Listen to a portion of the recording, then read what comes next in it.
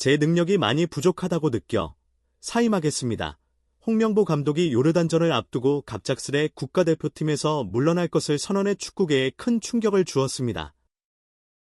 홍명보 감독의 사임 발표는 대한민국 축구협회와 대표팀 내의 오랜 갈등과 논란을 다시 한번 수면 위로 드러냈습니다. 대한축구협회는 즉각 손흥민과 긴급 접촉을 시도하며 대표팀의 안정을 도모하기 위한 노력을 기울이고 있습니다. 한국 축구대표팀은 최근 몇 년간 내부 갈등과 성적 부진으로 많은 비판을 받아왔습니다. 특히 지난 2023년 아시안컵에서 요르단과의 경기에서 0대1로 패하며 아쉽게 8강에서 탈락한 후 팀 내 분위기는 급속히 악화되었습니다. 당시 대표팀의 감독이었던 클린스만은 아시안컵 탈락 이후 전술적 실패와 선수 기용 논란으로 인해 경질되었고 대표팀은 감독 공백 상태에 빠지게 되었습니다. 클린스만 감독이 경질된 후 대한축구협회는 감독 선임 과정을 진행했으나 이 과정에서 불공정성과 특정 선수에 대한 편애 문제가 불거지며 축구계 내부에서도 많은 논란이 발생했습니다. 특히 당시 손흥민과 이강인 사이의 갈등이 수면 위로 떠오르며 대표팀 내에서 팀워크가 크게 흔들렸습니다. 이강인에 대한 지나친 편애와 손흥민과의 전술적 충돌이 문제로 지적되었고 이러한 갈등은 결국 팀 내 파벌 문제로까지 확산되었습니다. 5개월 후 대한축구협회는 새로운 감독으로 홍명보를 임명했습니다. 하지만 홍명보 감독의 선임 과정에서도 여러 의혹과 논란이 제기되었습니다. 감독 선임 절차가 비공개로 진행되었으며 특정 인물들이 홍명보 감독을 밀어주기 위한 조작이 있었다는 의혹도 있었습니다. 또한 홍명보 감독이 부임한 이후 명확한 전술과 리더십을 보여주지 못해 많은 축구 전문가들과 팬들의 비판을 받았습니다.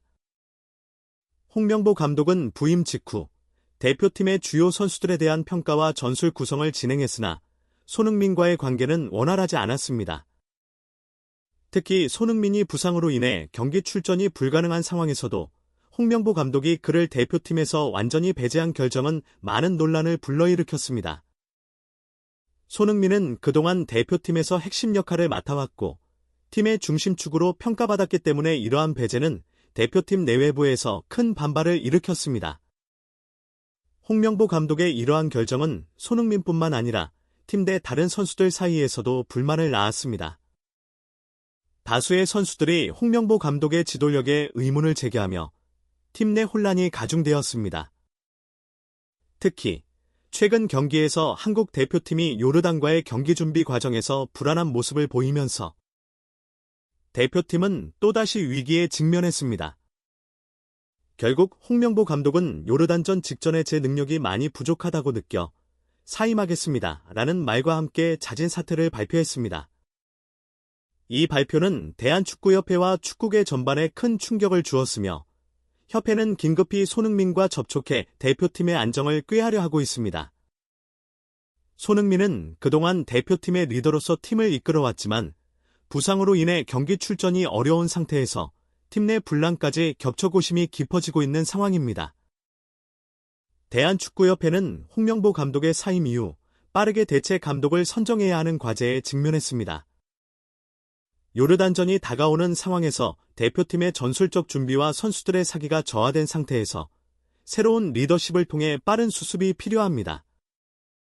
홍명보 감독의 사임은 한국 축구의 오랜 문제인 감독 선임 과정의 불투명성과 내부 갈등을 다시 한번 부각시키는 사건이 되었습니다. 대한축구협회는 이번 사건을 계기로 보다 공정하고 투명한 감독 선임 절차를 마련하고 대표팀의 단합과 성과를 위해 새로운 방향을 모색해야 할 것입니다. 한국 축구의 현재이자 미래로 평가받는 이강인, 23 파리 생제르맹의 중요성이 점점 더 커지고 있습니다.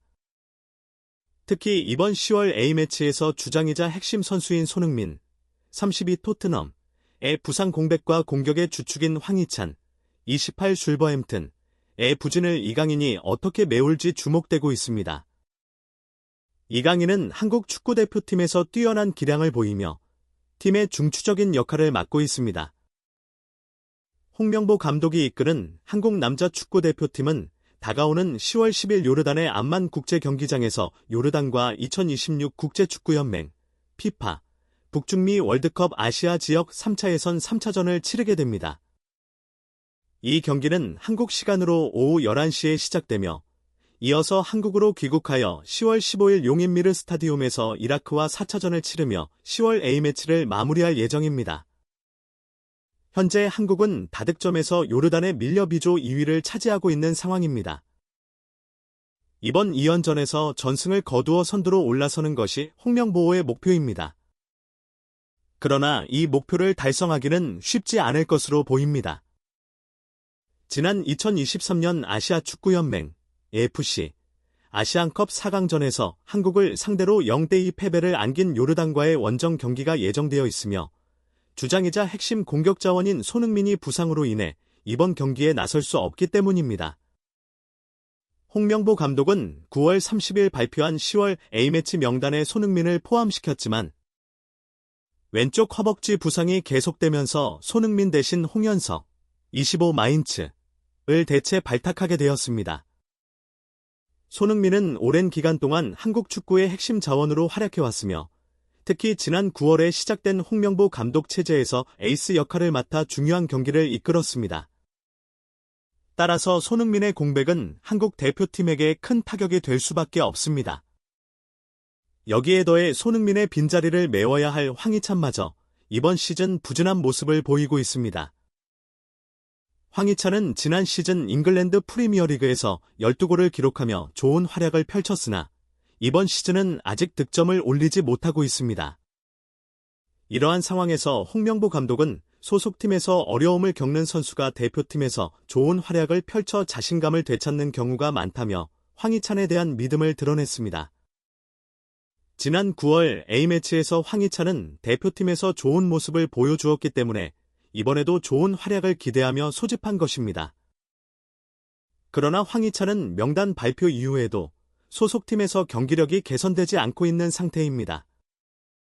이러한 상황 속에서 황희찬이 대표팀에서 살아나기 위해서는 또 다른 핵심 자원인 이강인의 활약이 절실하게 필요합니다. 이강인은 지난 9월 A매치에서 손흥민과 함께 한국 축구의 공격을 이끌며 중요한 역할을 했습니다. 이강인은 최근 소속팀 파리 생제르맹에서도 좋은 활약을 이어가고 있으며 최전방 공격수 역할을 맡으면서도 미드필더로서의 기여도 높였습니다. 그는 가짜 9번이라는 새로운 포지션을 소화하며 뛰어난 경기력을 선보이고 있습니다. 이강인은 창의적인 플레이를 통해 공격의 활력을 불어넣을 뿐만 아니라 직접 득점할 수 있는 능력도 탁월합니다. 그는 프랑스 리강 7경기에서 3골을 기록하며 자신의 가치를 증명하고 있습니다. 이강인이 좌우 측면은 물론 최전방과 중원을 자유롭게 오가며 상대 수비를 흔들어줄 경우 황희찬을 포함한 다른 공격진에게 더 많은 득점 기회가 찾아올 가능성이 높습니다.